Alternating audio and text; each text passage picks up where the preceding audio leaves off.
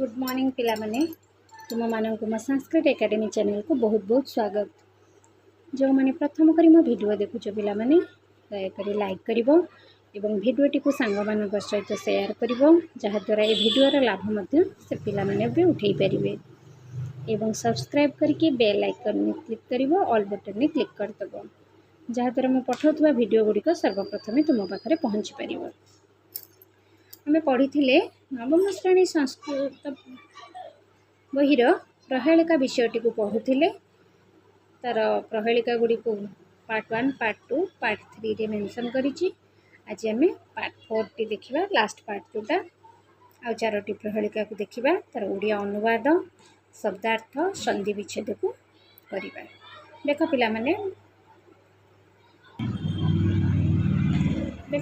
आमे 11 नंबर प्रहेलिका पर्यंत सारी देइतिले। आज आमे 12 नंबर प्रहेलिका रु आरंभ करिबा पढ़िबा तार ओडिया अर्थ को बुझिबा। मन देकी पिला माने सुनो।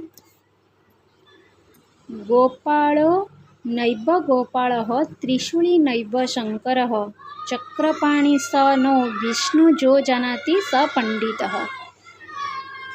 गोपालः कहले गोपालक एव माने ही गोपाल माने कृष्ण न माने नुहे त्रिशूली माने त्रिशूलधारी शंकर माने शिव चक्रपाणि माने चक्रहस्त स माने से विष्णु माने नारायण ज माने जे जानाति माने जाने स से पंडित अर्थ विद्वान। तर ओडिया अनुवाद को आगे बुझिबा।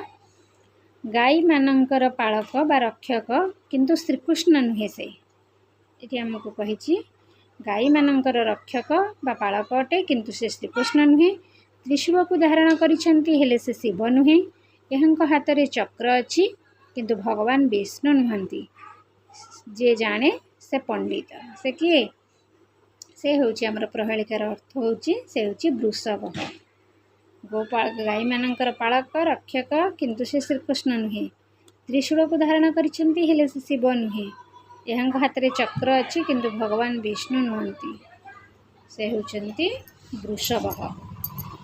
एटी आसीबो संधि विच्छेद। देख पिला माने संधि विच्छेद एटी अछि नैव न युक्त एव शंकरः संयुक्त करः नो विष्णु न युक्त विष्णु जो जानाति जो युक्त जानाति।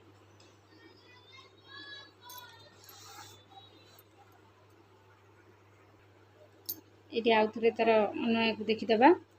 गवां पालकोऽयं परंतु गोपालः श्रीकृष्ण न भवति अयं त्रिशूलधारी शंकरः वहति परंतु स्वयं शंकर न भवति अस्य करे चक्रमस्ति किंतु भगवान विष्णु न भवति एनं जो जानाति स निश्चयेन पंडित एव भवति। वृषभ गवां पालकोऽयं परंतु गोपालः न भवति गाईर गोपालक अटे बा गाई को रक्षा करे किंतु से श्रीकृष्ण नुहंती अयं त्रिशूलधारी शंकरः वहति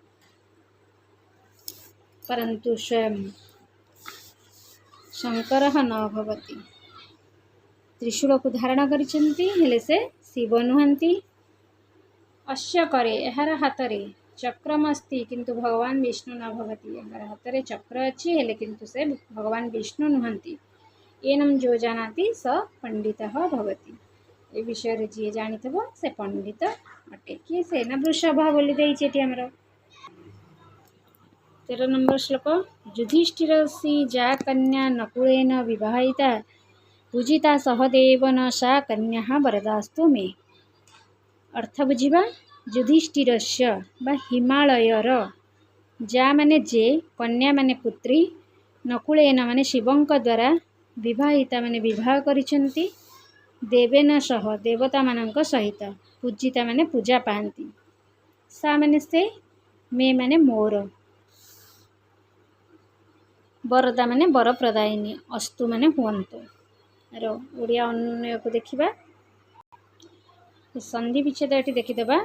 संधि विच्छेद एटी देछि वरदास्तु वरदा युक्त अस्तु आ किछि नै देछि। युधिष्ठिरस्य जा पुत्री नकुलेन विवाहं कृतवन्ती देवेन सह सर्वदा पूजिता सा कन्या मे वरदाः भवतु से हेले पार्वती।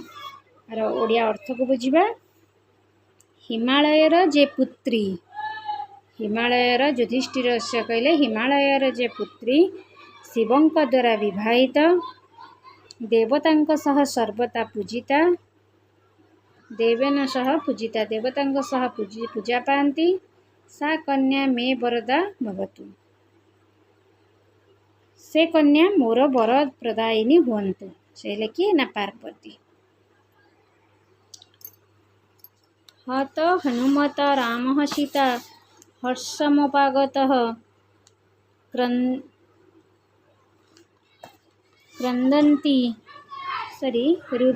रुदन्ति राक्षसः सर्वे हा राम तदा। अर्थ को बुझा। शब्दार्थ गुड़िक देखा। हनुमता कहले हनुमान द्वारा, आराम कहले अशोक वन, हतः माने ध्वंस हैला, हर्षम माने आनंद, उपागतः प्राप्त हेले, तदा माने सेतबेले, सर्वे माने समस्ते, राक्षस माने रुदंती माने कांदंती। शब्द संधि विच्छेद अच्छी। हनुमता राम, हनुमता युक्त आराम, हर्षमुपागता हर्षम युक्त उपागता, हा राम हा युक्त आराम। तर अन्य को देखिबा। हनुमता आराम हतः ततः सीता हर्षम उपागता, तदा सर्वे राक्षसः हा आराम इति कथयन्तः रोदनं कुर्वन्ति। कौन है ना हनुमान द्वारा अशोक वन विध्वंस हैला। हनुमता आराम हतः, आराम अर्थ अशोक वन, हनुमान अशोक वन को ध्वंस कले, सीता अत्यंत आनंद अनुभव कले, सीता हर्षम उपागतः, सीता अत्यंत आनंद अनुभव कले, तदा सर्वे राक्षस, सेतबेले सबु राक्षस माने कहले हे अशोक वन बोली कही कांदिबाकू लागिले। लास्ट प्रहेलिका को देखिबा। केशवं पतितं दृष्ट्वा द्रोण हर्षमुपागतः क्रन्दन्ति कौरवाः सर्वे हा केशव अर्थ को बुझिबा। के माने जलरे, शवम माने मृतदेह को, केशवम के युक्त शवम संधि, केशवम माने के अर्थ जलरे, शवम माने मृतदेह को, पतितम माने पड़िथिबार, दृष्ट्वा माने देखी, द्रोण माने पहाड़ी कुआ, हर्षम माने आनंद, उपागत माने प्राप्त हैला, सर्वे माने समस्ते है, कौरवा माने शृगाल माने, हा के शव आहे जलरे शव, क्रंदंती कांदीचंती। संधि विच्छेद होछि हर्षम उपागत, हर्षम युक्त उपागत। पिले माने मो पढ़ेला बेले जो शब्दार्थ गुड़िक कहूँ, संधि विच्छेद कहूँ, तुमे मैंने ताको खातार नोट करदेव एवं ताको मन रखिब, पिला माने पढ़िब जोटा कि तुमर काम रे आसीबो। अन्य को देखिबा। के शवं पतितं दृष्ट्वा द्रोण हर्षम उपागतः सर्वे कौरवाः हा के शव इति क्रंदन्ति। तर अर्थ होछि के माने जले, शवम माने शव पड़िथिबार देखी, जलरे शव पड़िथिबार देखी, द्रोण अर्थ पहाड़ी कुआ माने आनंदित, हर्षमुपागत आनंदित हैला, सर्वे कौरव समस्त शृगाल माने हा के शव इति क्रंदन्ति, जलरे शव हे जलरे शव बोली क्रंदन करिसेंती। पिला माने ये थिला प्रहेलिका विषय सबजाक अन्य अनुवाद, प्रहेलिकार ओडिया अनुवाद, तार शब्दार्थ, संधि विच्छेद ये सब गुड़िक कहली। तुम्हें मैंने पिला माने ताको पार्ट 1, पार्ट 2, पार्ट 3, पार्ट 4 रे मेंशन करछि।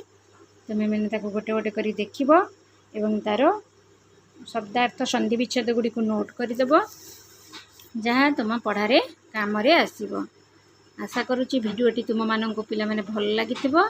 जदि भल लागिथिबो ताले कमेंट करिया को भूलिबनी एवं लाइक शेयर सब्सक्राइब करिवो।